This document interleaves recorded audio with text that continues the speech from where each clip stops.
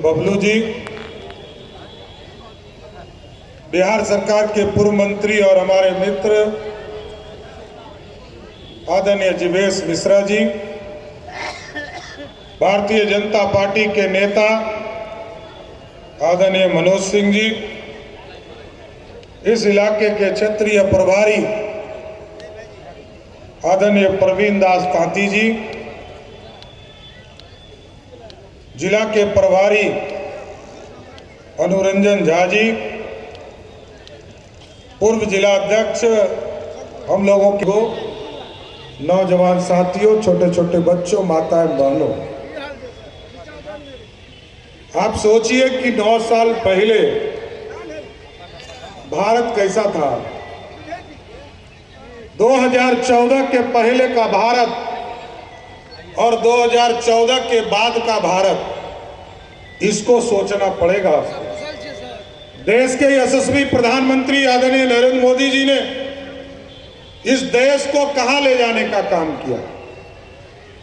कल तक जो देश के प्रधानमंत्री होते थे, ठीक कहा बबलू जी ने, पाकिस्तान के सैनिक यदि हिंदुस्तान के सैनिकों का सर काट लेते थे, तब भी हिंदुस्तान के सेना इंतजार करता था कि प्रधानमंत्री क्या कहने वाले।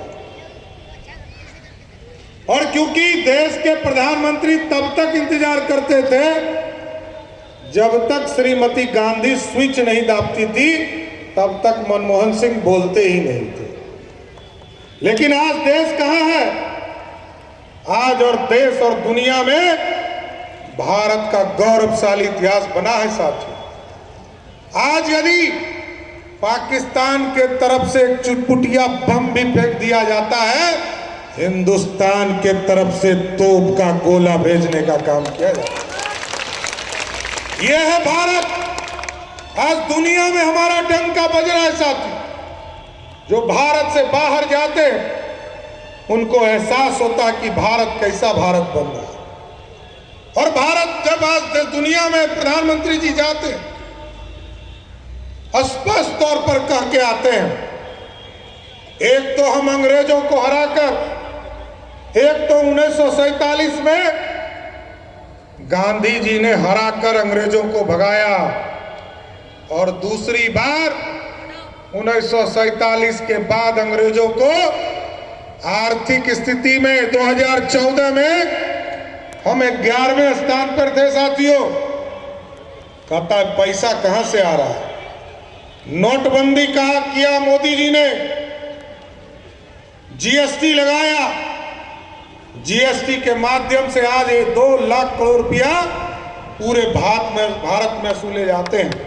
और आज दुनिया में आप देखिए, दुनिया जी साफ तौर पर कहते हैं, इंग्लैंड हो, अमेरिका हो, कि हम ना सर झुका के बात करेंगे ना सर उठा के बात करेंगे, जिससे बात करेंगे आंख में आंख डालकर बात करेंगे।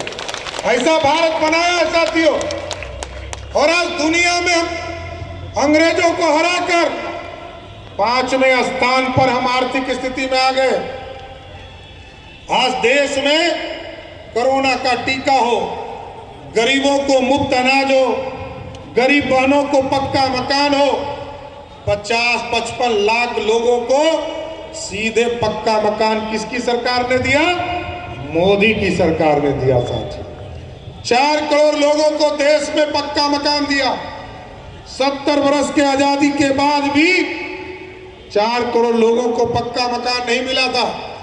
देश में जब प्रधानमंत्री जी आए नरेंद्र मोदी जी, इन्होंने कमिटमेंट को तय करना, इसमें चुनाव जिताया आपने, तो कहा घर घर तक बिजली पहुंचाऊंगा। और अब ऐसा भारत बनाना है साथियों, जिस भारत में बिजली कट नहीं होगा।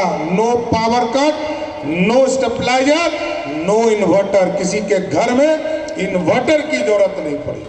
यह कल्पना करना है साथियों। भारत को आगे बढ़ाना है, और आज प्रधानमंत्री जी इसको कर रहे। मुफ्त अनाज, आप सोचिए कि 100 करोड़ परिवार लोगों को सीधा अनाज पहुंचाना, ये किसी सरकार में दम था क्या? किसी सरकार में नहीं था। लेकिन कुछ लोगों को दिखता नहीं। कुछ लोग बोलते हैं कि देश में मोदी जी ने क्या किया।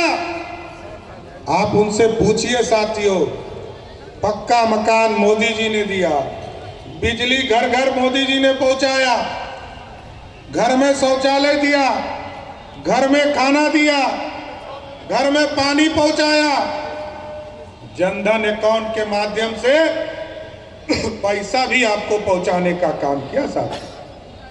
आज पूरे देश में लगभग 11 करोड़ परिवार है जिसको सीधा नरेंद्र मोदी जी के माध्यम से किसानों को सीधा 6-6 हजार रुपया पहुंचाया। और साथियों, आपको सोचना पड़ेगा कैसा बिहार बनाना है। वैसे तो हम कमिटमेंट वाले हैं साथियों, भाजपा अपने कमिटमेंट के साथ चलती है।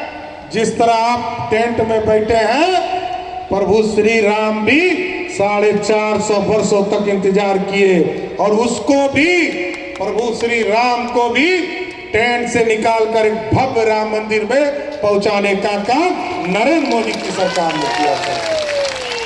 हम तो लव कुश समाज से आते हैं साथी, और पूरा भारत भगवान राम को पूजता है।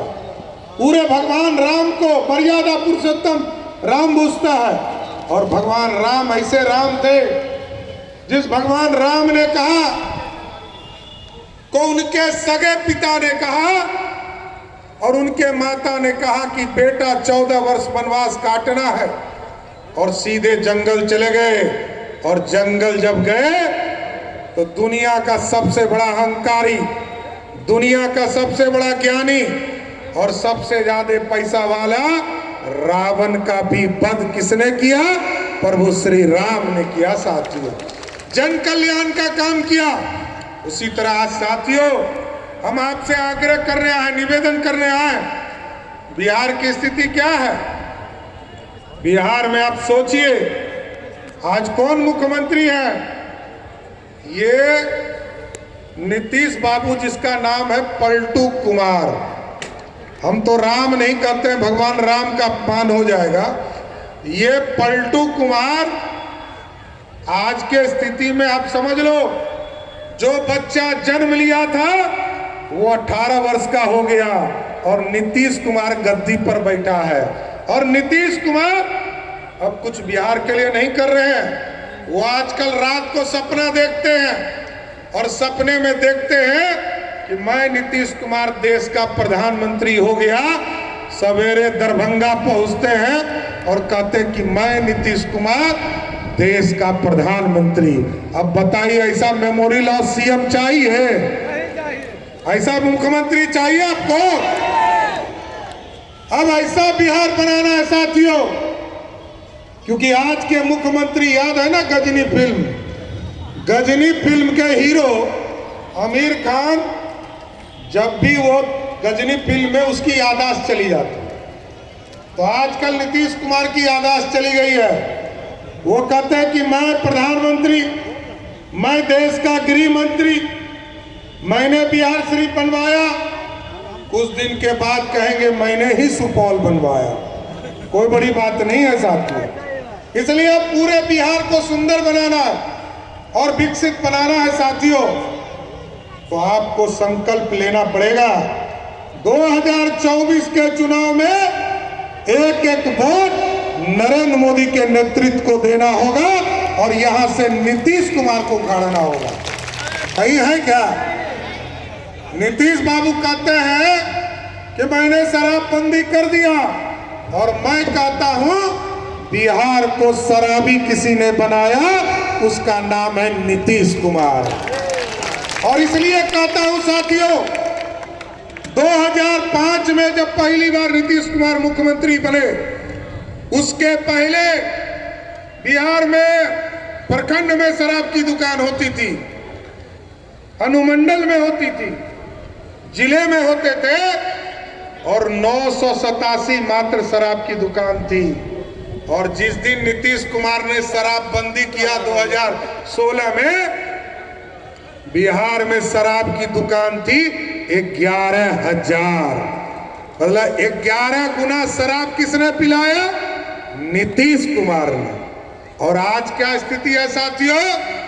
अपने घर में बैठ जाओ और एक फोन घुमाओ और कहो कि क्या चाहिए, होम डिलीवरी।